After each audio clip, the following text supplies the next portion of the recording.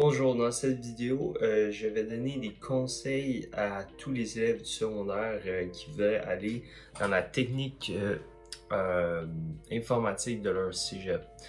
Alors, ça va être... je vais vraiment donner des conseils et je vais essayer d'être le plus précis et le plus court. Si vous avez des questions, vous pouvez écrire en commentaire. Alors déjà, les prérequis, il y a les mathématiques de 4 SN qui sont obligatoires. C'est soit ça ou les 5 CST. Donc, maths for 4 SN. Si j'étais vous, je ferais les maths 5 SN, car si jamais vous trouvez que la technique n'est pas faite pour vous et vous voulez aller ailleurs, vous ouvrez plus de portes en faisant les 5 SN.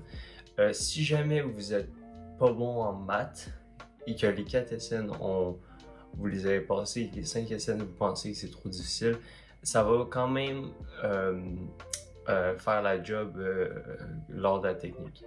Okay. Maintenant, les bonnes habitudes de travail, ça va être de ne pas jouer aux jeux vidéo quand vous êtes en session de technique. Vous pouvez jouer, mais pas trop en fait. Je dirais que pendant la semaine, vous devriez même pas jouer, vous devriez vous focusser sur les travaux. Car en général, il y en a beaucoup. La technique informatique ou les techniques en général sont très chargées, plus que des préunis en général. Il y a beaucoup de cours, il y a beaucoup de pratiques à faire. Donc vraiment, faites attention à votre temps sur vos écrans qui ne servent pas à l'étude ou au travail en général. Ça, c'est des bonnes habitudes à prendre. Il y a aussi, apprenez à utiliser votre environnement numérique de votre cégep. Souvent, il y a des applications mobiles et je vous dirais c'est les mieux.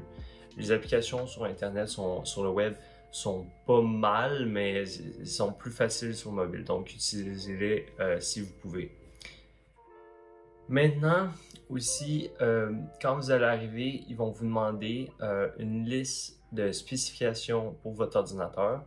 Mais je vous recommande très fortement de prendre un laptop de gaming parce qu'en général, il y a tout ce qu'il faut. Il y a assez de RAM, le processeur est très puissant, vous allez avoir une carte graphique, ça à la limite, c'est pas la fin du monde, là, on n'a pas tant besoin que ça, à part si vous allez en jeu vidéo.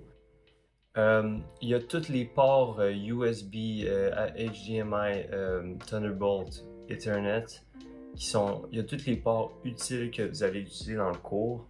Certains PC n'ont pas ça.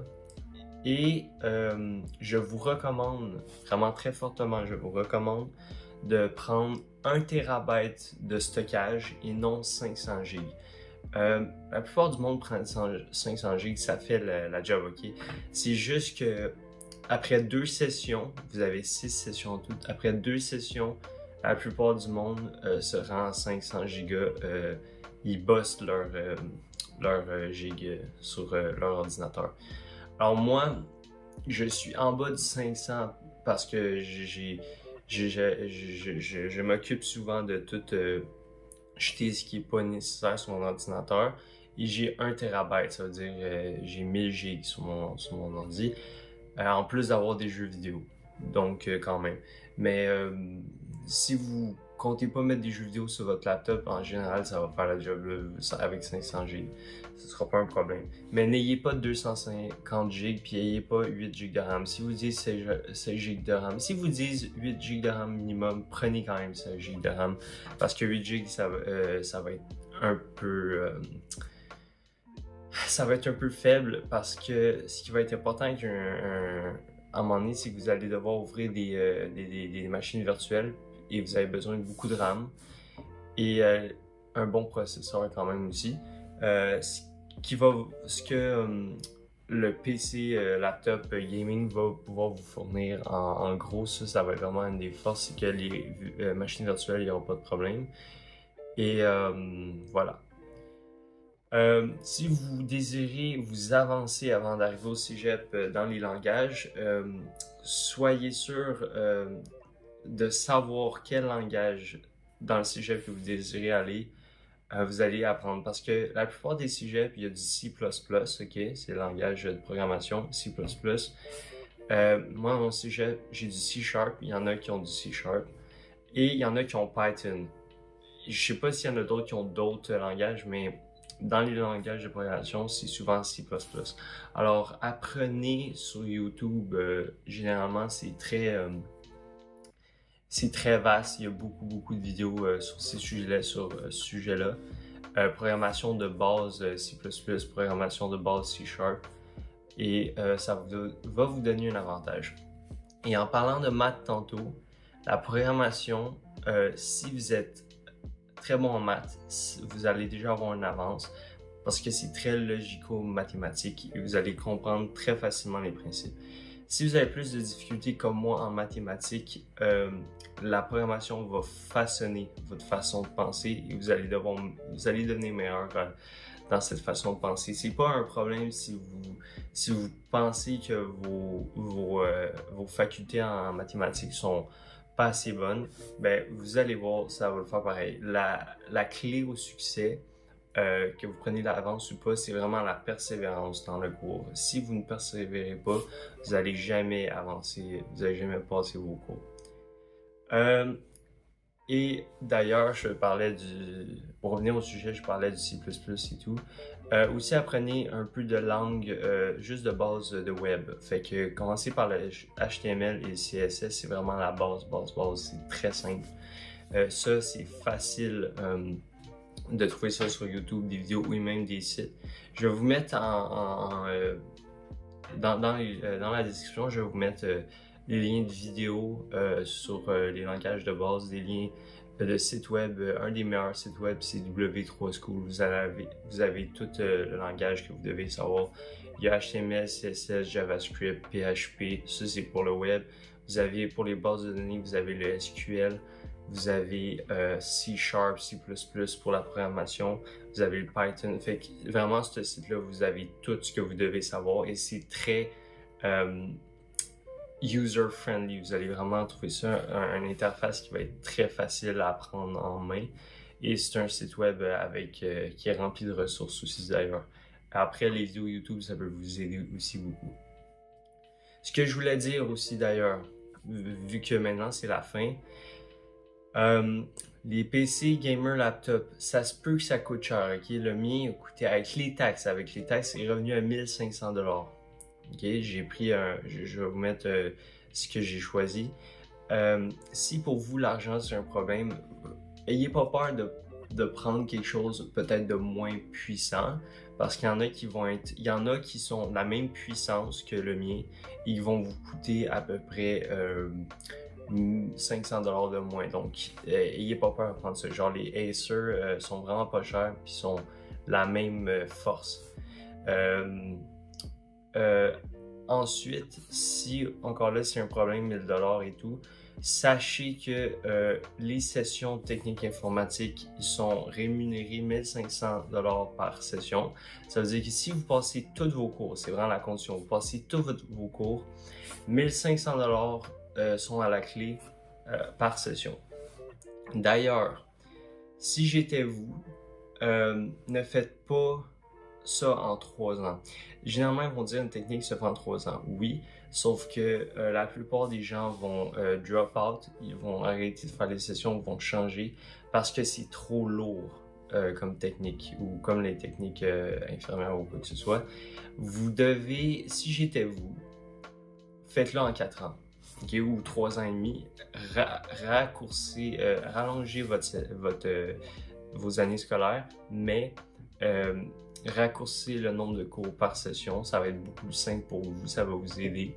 Si vous êtes vraiment bon, vous êtes fort en logique, peut-être qu'il n'y aura aucun problème. Il y a aussi, vous pouvez aussi faire pendant l'été des cours de base, donc philosophie, français, éduc, anglais, vous pouvez les faire pendant l'été. Donc, si jamais vous voulez faire ça en 3 ans, vous pourriez faire ça vous pourriez faire vos cours de base pendant l'été. Comme ça va alléger vos sessions. Une fois de plus, une façon d'alléger vos sessions. Sauf que pendant cet été-là, vous travaillez pas. C'est à vous de décider. Est-ce que vous travaillez ou est-ce que vous préférez aller à l'école pour sortir plus rapidement? Je veux faire un disclaimer aussi. Si j'ai pas fini, moi, la technique, mais j'ai bientôt fini. Ben, bientôt. Je veux dire, je suis rendu à la moitié du parcours. En gros, je vais finir quand même le parcours dans pas loin. Et ma vidéo, c'est vraiment faite pour les personnes qui veulent aller dans la technique. C'est pas, je fais pas une vidéo pour les gens qui sont déjà dans la technique. Ce que je veux dire, c'est que je fais un disclaimer. Si vous voulez aller en jeu vidéo, ou en environnement intelligent, c'est à la fin. Que vous devez, je vais commencer là-dedans. Vous devez choisir à la fin entre deux volets. Jeux vidéo ou ces environnements intelligents. Dans mon cégep, c'est comme ça. Chez d'autres cégeps, c'est pas comme ça. Mais vous devez choisir. Et un truc qu'ils vont pas vous dire, c'est que si vous voulez aller plus tard travailler dans l'industrie du jeu vidéo, vous devez aller à l'université. Okay? C'est pas avec un deck que vous allez aller. Vous pourriez aller avec un diplôme de deck dans l'industrie du jeu vidéo, mais en général, ils vont vous dire pendant que vous êtes dans votre deck, moi, vous devez aller à l'université. C'est vrai qu'avec l'université, vous allez vous assurer d'avoir un job, mais cependant, je pense qu'avec une deck, c'est faisable d'aller chercher un job en jeu vidéo si ça, c'est votre rêve. Il y a beaucoup de personnes dans le monde du jeu vidéo que moi, mettons, je connais dans les alentours, qui sont rendus très haut dans les sphères de jeux vidéo et qui sont très très hauts dans la hiérarchie. Qu'eux, ils ont commencé, ils n'ont même pas de deck. Ils ont appris par eux-mêmes dans les années 90. Ils ont littéralement appris par eux-mêmes, puis maintenant, ils ont des super jobs dans les jeux vidéo. Ça va vraiment être plus votre talent qui va être regardé si vous êtes vraiment fort. Puis vous avez un deck en plus, sérieusement, je pense que c'est faisable d'aller dans le domaine du jeu vidéo. Mais c'est vrai qu'aller à l'université va vous aider à obtenir une job en jeu vidéo. Aussi, quand vous allez sortir, les jobs en général, le travail dans le monde du jeu vidéo, pas juste du jeu vidéo. Si vous allez en web ou n'importe quelle autre branche, vous allez faire quand même des bons salaires approximatifs du 50-55 000 quand vous sortez du cégep, ce qui est très bien, okay? Ce qui est très très bien. Sachant que la moyenne des salaires au Canada, c'est 40 000, 45 000, ok? Vous faites un bon salaire déjà, puis vous sortez, plus vous allez travailler, plus vous allez faire un meilleur salaire. Dépendamment du cégep que vous prenez, ok? Vous allez avoir des branches différentes de programmation. Ce que je veux dire, c'est que mon cégep, admettons, je sais pas le nom, il est spécialisé, mettons, en web. Okay, on sort de là, on est full stack web development. Il y a des cégeps qui vont être plus penchés vers le jeu vidéo. Il y en a qui ça va être plus penché avec le data analyst, puis juste le big data en général avec Python. Il y en a que ça va être spécialisé en cybersécurité. Donc, regardez bien votre cégep dans quoi il est spécialisé. Ça peut vous aider, ça aussi. Car moi, je sais que si je sors de mon cégep, je sais que je peux sortir. J'ai tout en web pour travailler dans n'importe quoi en web. C'est ça que je voulais dire. Et voilà, c'est la fin de vidéo et j'espère que vous aurez appris le plus sur ma technique ou la technique que je fais et que possiblement vous allez faire.